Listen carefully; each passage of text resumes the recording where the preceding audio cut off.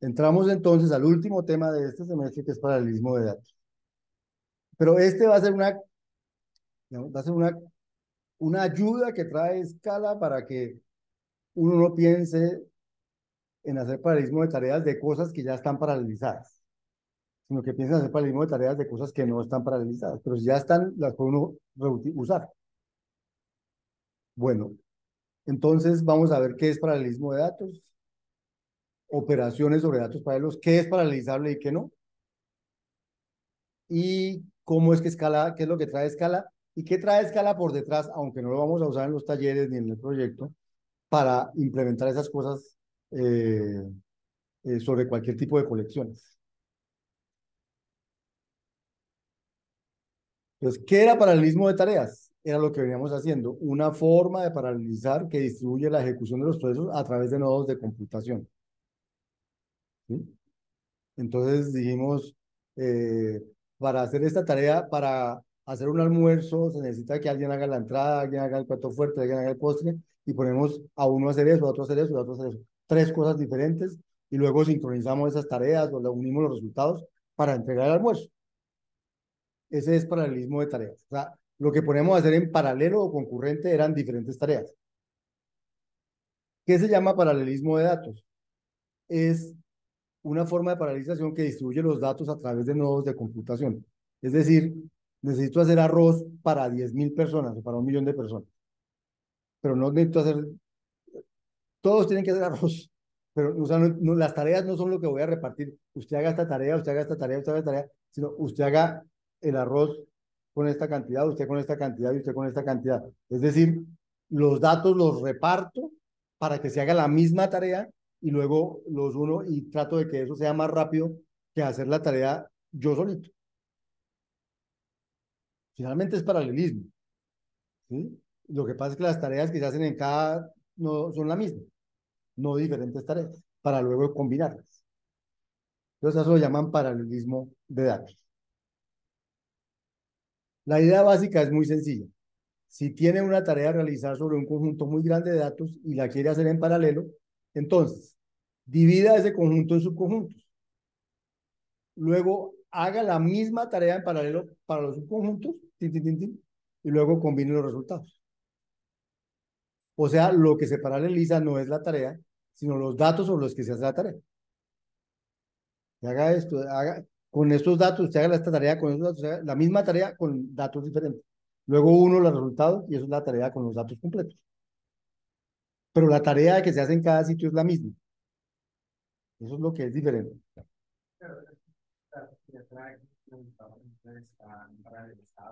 Sí, exacto. Es como el map, el reduce. Digo, hágame un reduce con 1.000.000 de elementos.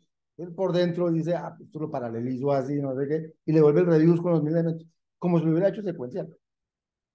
Usted, pero en realidad lo hizo paralelo. ¿Sí? O sea, pero usted no tiene que decirle qué paralelizar, sino que la estructura de datos se da cuenta que para este tamaño yo mejor hago esto paralelo.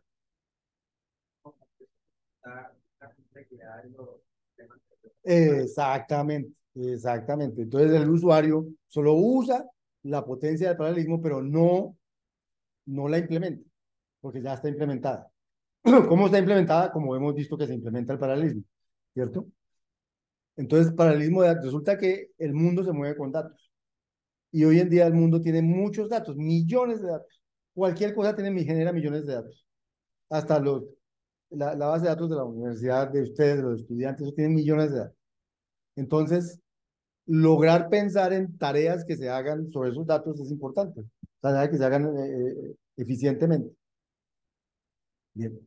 Entonces, entonces vamos a ilustrar ese tipo de cosas con ejemplos en el que vamos a ver los problemas si lo hacemos con estado. Y entonces vamos a decir, definitivamente evitemos el estado. Entonces, hay un ejemplo muy sencillo. Me dicen, vea, tengo que inicializar un arreglo con un valor B, o sea, tengo un arreglo, póngale a todo 0, o 50 o 100, lo inicializo con un valor B.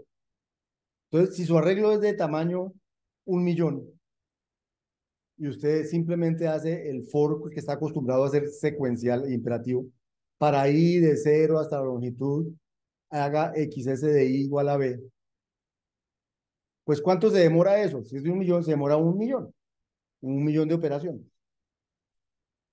1 millón de operaciones por el tiempo en que la hace, se demora 1 millón de eso por el tiempo.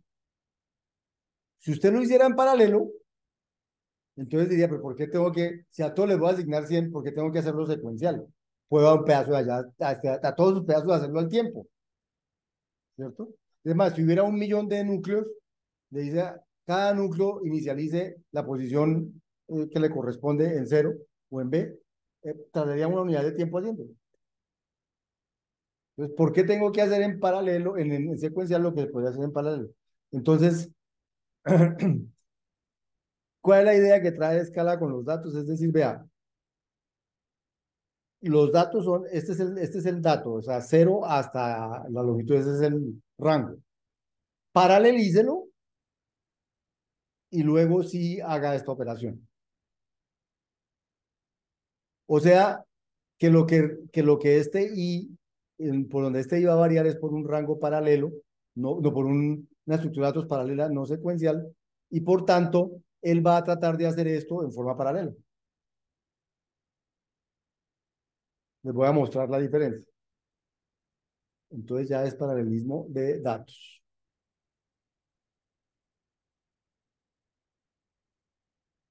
Y estamos en este, no sé si es este. No, este no es.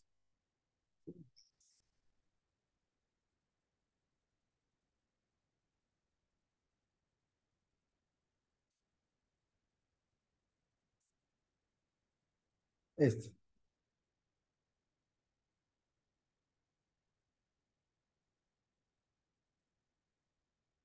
Entonces aquí tengo, bueno, entonces, ojo, para poder usar las colecciones paralelas de escala, hay que importar las colecciones paralelas de escala. Antes venía por defecto, pero ya no.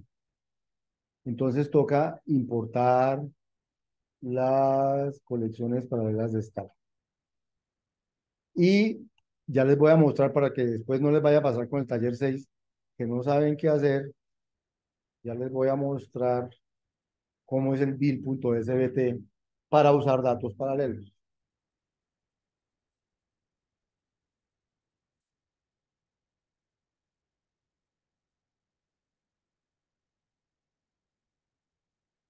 Entonces, el build.sbt, ¿dónde está? Aquí. En el build.sbt hay que meter esta dependencia para el taller 6 para que cuando hagan esto, import esto, ¿sí? Él los importe. ¿Qué es lo que trae eso? Que cuando yo le digo a una estructura de datos, cuando yo le digo a una estructura de datos cualquiera, punto par, entonces coge esa estructura de datos y la vuelve la versión paralela de esa estructura de datos. ¿Tá? Punto par convierte una estructura de datos secuencial en una estructura de datos paralela. No todas, ¿no? Pero la mayoría son paralelizables. ¿Listo? Entonces ya importé esos conversores. Ahora voy a, um, voy a crear esta función inicializar arreglo. Voy a crear un arreglo de tamaño 10. eh,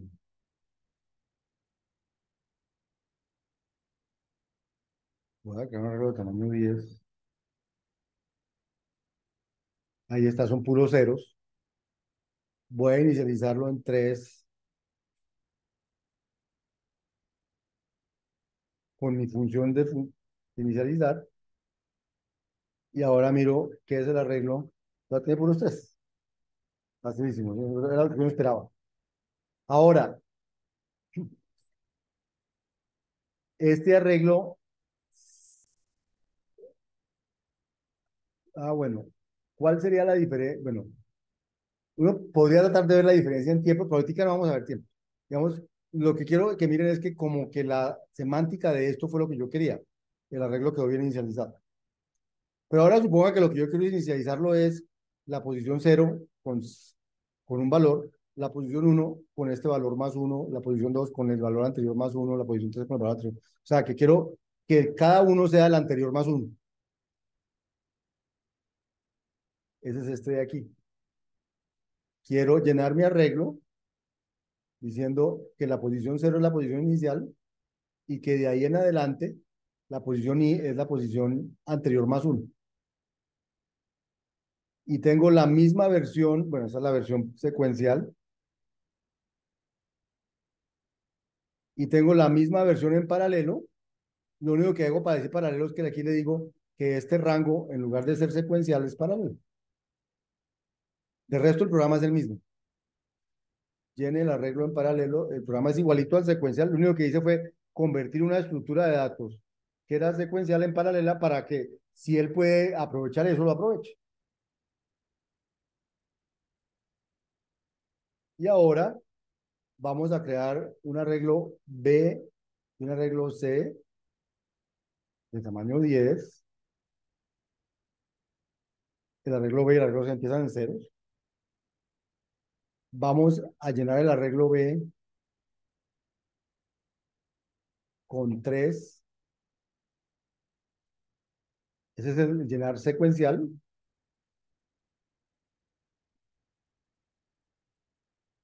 Y efectivamente quedó 3, 4, 5, 6, 7, 8, 9, 10, 11. Vamos a hacer lo mismo con C, pero con paralelo.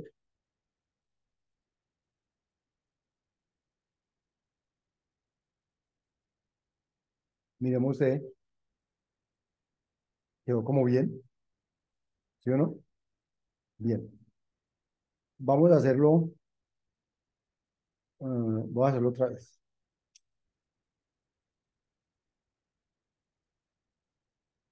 Los dos arreglos. Vamos a hacer llenar el B y llenar el C. Y miremos B y C. ¿Qué le pasó a C?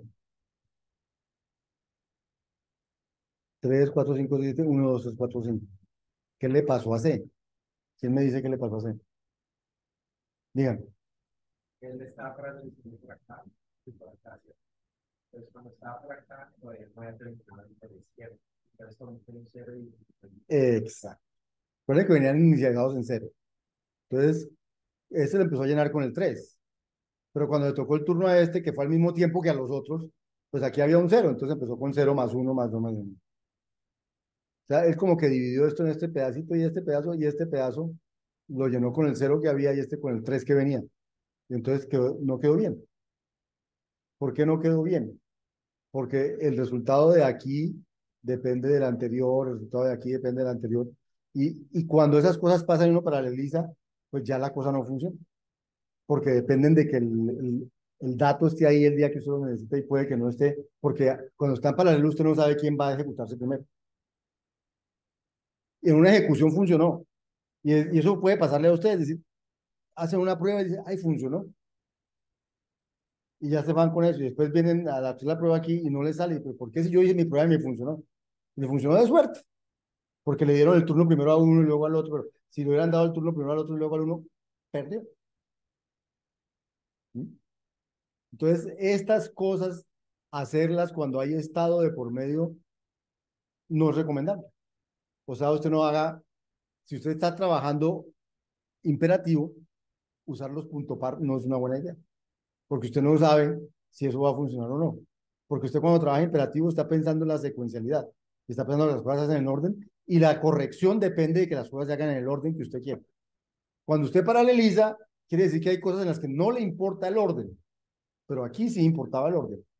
Entonces, si eso importa el orden, eso va a fallar. En la primera, que era inicializarlos todos con ceros, pues no importaba el orden, porque no importaba el orden que hiciera eso iba a quedar igual. Pero aquí sí.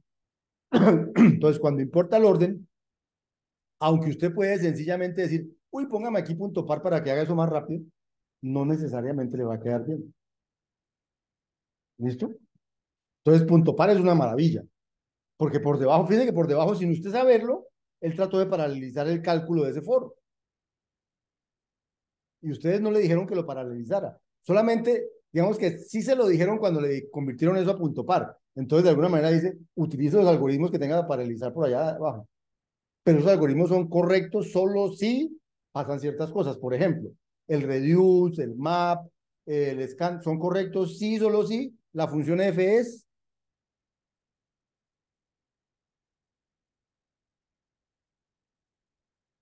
ninguno. Asociativa. Asociativa. Si no, esa paralelización no funciona. O sea, hacer reduce left y reduce right no es lo mismo si F no es asociativa. ¿Mm? Entonces hay cosas que ustedes tienen que saber que sí la puedo paralizar, pero tengo que tener ciertas condiciones. Esto no funciona si estoy en, con estado, no va a funcionar necesariamente. Si los cálculos dependen de los de atrás, eso no va a funcionar porque ustedes no saben qué orden va a hacer eso. Porque precisamente paralizar significa, pongo a hacer esto, pongo a hacer esto, pongo a hacer esto, y al tiempo. Y si usted necesita un orden, eso no le va a garantizar el orden. ¿Listo? Bien. Ha estado siendo muy cuidado y sabe Claro, pero entonces el problema es, entonces ¿cómo se llama? La corolario, la moraleja. Si usted quiere usar paralelismo y estado, entonces usted es responsable de todas las intercalaciones que se den y usted tendrá que estar seguro que las intercalaciones que se den son correctas. ¿Mm? Si usted utiliza concurrencia con funcional, usted no es responsable de las intercalaciones porque cualquiera que sea la intercalación va a funcionar bien. Entonces, ¿qué prefiere usted? ¿Ser responsable o no ser responsable? ¿Sí me entiende? O sea, es un asunto de, ¿me toca preocuparme de eso o no me toca preocuparme de eso? ¿Sí? Uno puede preferir preocuparse, bueno, pues se preocupa, pero se preocupa entonces, va y estudia cómo se hace concurrencia con el Estado y aparecen unos conceptos, aparece el concepto de candado, el concepto de transacción, un poco de conceptos para que usted pueda, como programador, moderar o gestionar las intercalaciones y no se den las intercalaciones que usted no quiere que se den. Pero le toca a usted programar eso, que es artera. Pues para mí es una artera, pero le toca. ¿Mm? Y probar esos programas es más difícil, porque tiene que probar que cualquier intercalación que se dé funcione. O sea, yo la tengo, que yo sí gestioné todas las intercalaciones que podían hacerme daño. ¿Mm? Y eso es, pues eso no es tan fácil ni es tan evidente. O sea, hace que programar sea más difícil. Bien, entonces yo creo que aquí ya les eché un poco de carreta sobre eso.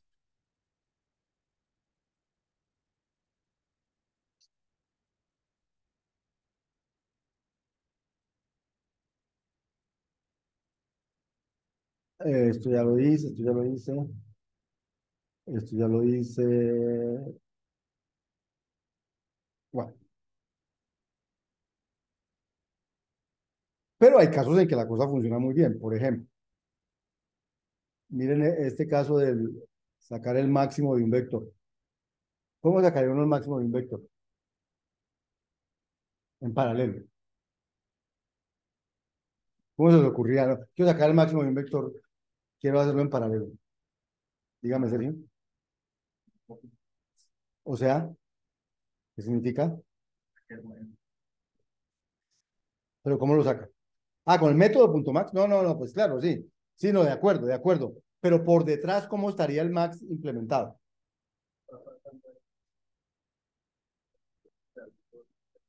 Digamos, divido el vector en dos, saco el máximo de la mitad izquierda, saco el máximo de la derecha, comparo los dos y devuelvo el máximo de los dos.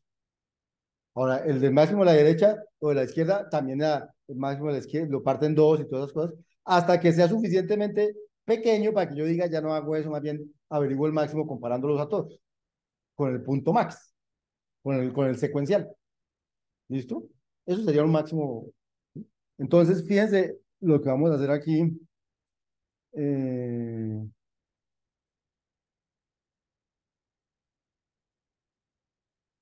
para que vean lo que uno gana en tiempos. Pero pues, por fin vamos a ver tiempos.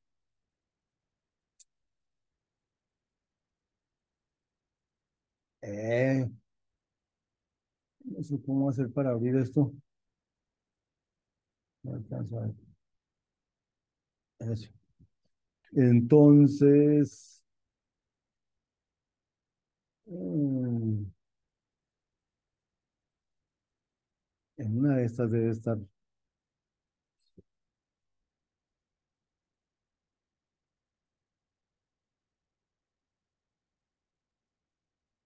Ah, sí, aquí está. Entonces, un segundo, vamos a quitar esto. Bueno, aquí hay un programita para probar eso. No se preocupen por estas cosas que hay aquí. Este, es que este venía con el libro ese y lo estoy usando. Este no usa escalameter, sino una manera de medir el tiempo por ahí interna que tiene. Voy a usar para no cambiar esto. Bueno, esta es una manera de medir el tiempo de las cosas. Entonces, aquí genera un arreglo de un vector de 1, 2, 3, 4, 5, 6. Vas a ser más chiquiticos. Bueno, un vector de 5 millones, ahí, ahorita lo achico. Entonces, genera un vector aleatoriamente de un tamaño, le averigua cuánto se demora el método max cuando el vector es el vector normal, y luego averiguo cuánto se demora el método max cuando cojo ese vector y lo vuelvo, lo paralelizo y luego sí hago max. O sea, hago el max sobre la versión paralela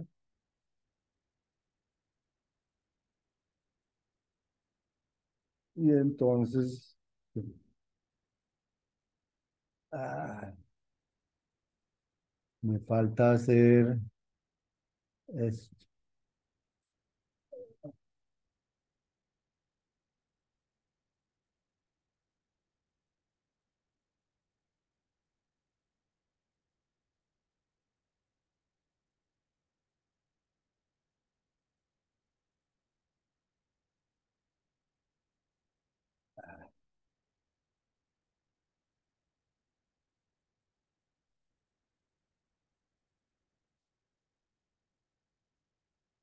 Yo voy a ir pasito a pasito para que lo vean. Aquí.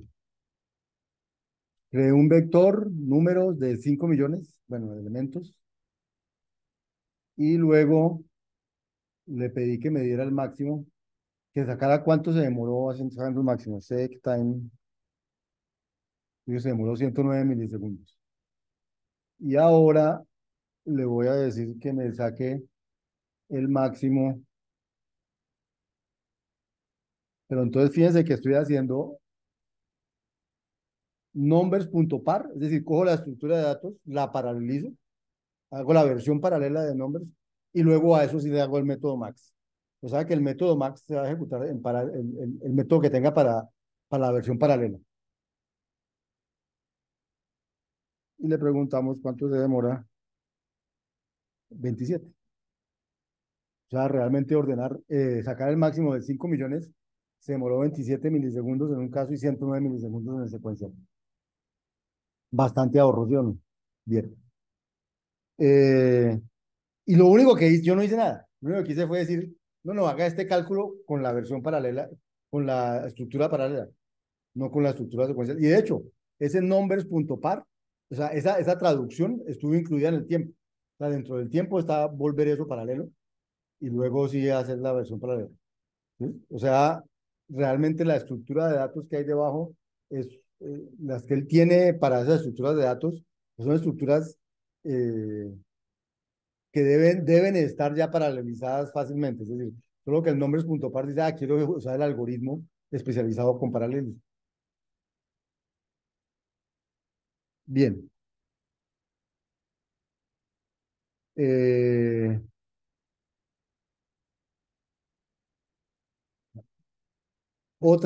ya casi nos vamos a un descansito. Otra, calcular los números palíndromes entre 0 y 100.000. ¿Saben qué es un palíndrome? Un palíndrome es un número que se lee igual al derecho que al revés. Por ejemplo, 121 se lee igual al derecho que al revés. ¿Sí? O 1221 también se lee igual al derecho que al revés. Entonces, digamos que alguien me dice, quiero saber los números paralelos, palíndromes entre 0 y 100.000. Entonces, miren lo que vamos a hacer.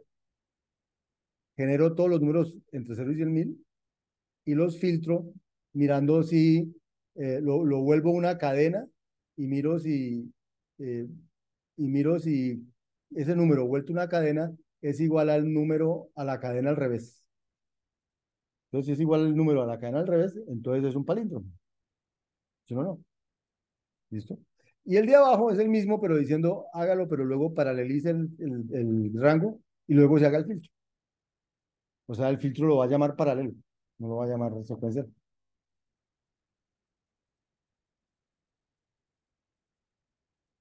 Ese es este que está aquí. Eh,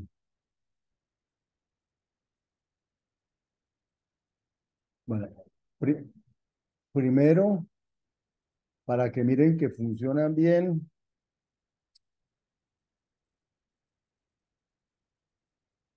hago la versión secuencial. Entonces, mire, todos los números que salen ahí son palíndromos, entre 0 y 10.000. O hago la versión paralela, lo único que es punto par, esa es la única diferencia. Hago la versión paralela y pues salen lo mismo. Bien, o sea, está funcionando bien. Ahora lo que me interesa es el tiempo. Me interesa saber cuánto se demora la versión secuencial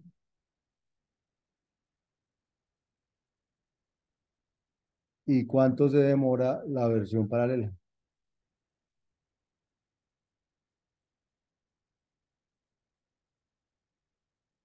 Secuencial, paralela. ¿Esa es la paralela? No, paralela. Secuencial, paralela. Secuencial y paralela. ¿Sí? Demora un poquito menos, no mucho menos, pero sin el único esfuerzo suyo como programador fue poner punto par. ¿Sí? Bien. Y por último, quiero mostrarles algo antes de mandar a un descanso. Es que otra vez, otro problema del estado que se arregla con programación funcional. Quiero, tengo este problema, el problema de, eh, quiero saber, eh, quiero saber cuántos números hay en la intersección de dos conjuntos. O sea, tengo un conjunto de enteros, otro conjunto de enteros, y quiero averiguar cuántos hay en la intersección. Entonces, ¿cuál es la solución imperativa típica? Una variable total para ir acumulado de cuántos hay repetidos, y entonces para cada elemento del conjunto A, miro si ese elemento está en B, y si está en B, entonces actualizo total en total más uno, total igual a total más uno. Y al final devuelvo total. Es un programa típico imperativo, ¿sí o no? Para averiguar todos los que cumplen que están en uno y en el otro. Bien. Si yo paralelizo eso, es decir, digo, quiero que me entra no un conjunto, sino un conjunto paralelo. Se llaman parset, parsec, parvector, pararray, todos los paralelos. Entonces, digo, me entra un vector paralelo, un conjunto paralelo, otro conjunto paralelo, y hago lo mismo, mismo programa. Y lo corro, miren lo que va a pasar. Ese es el programa. Eso. Entonces, tengo la intersección paralela, lo único que le cambié, en la que lo único que cambio es que convierto la colección a colección paralela, ¿no? Entonces, ya los definí. Ah, ahora no encontró parset.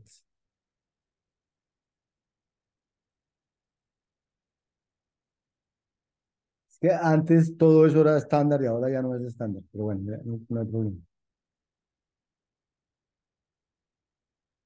Ah,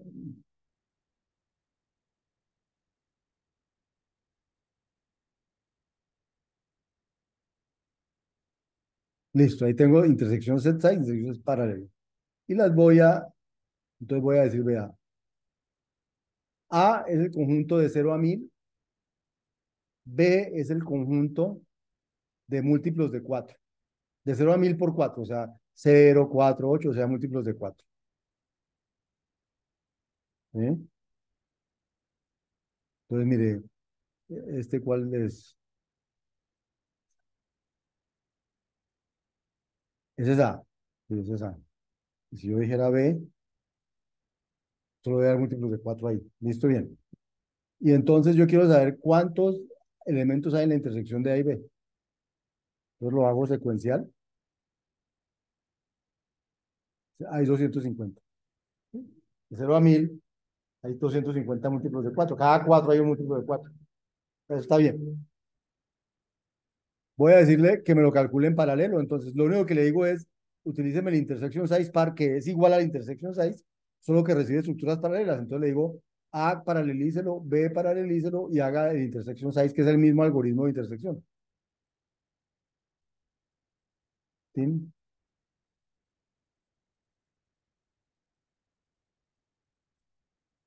Y me dio lo mismo. Ah, no, no, no, no. 241 me dio esta versión. 243. ¿Qué está sucediendo ahí?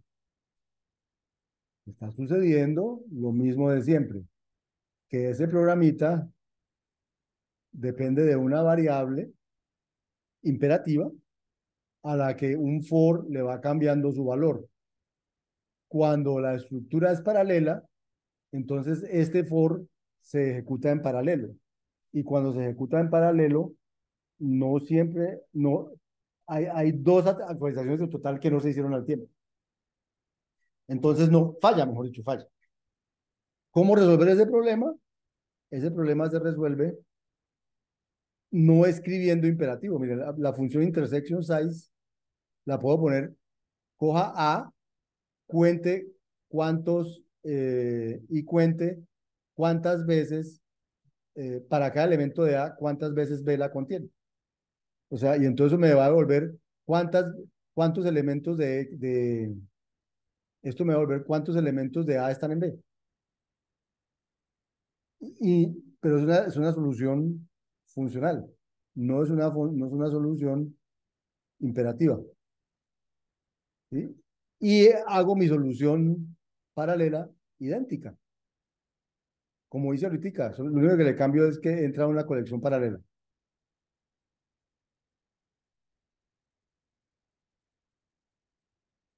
Y si ahora corro esas dos cosas,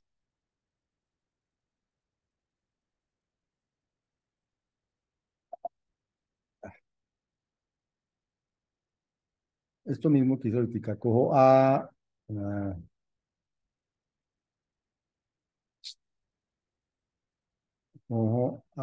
B, hago la versión y hago la versión paralela y secuencial.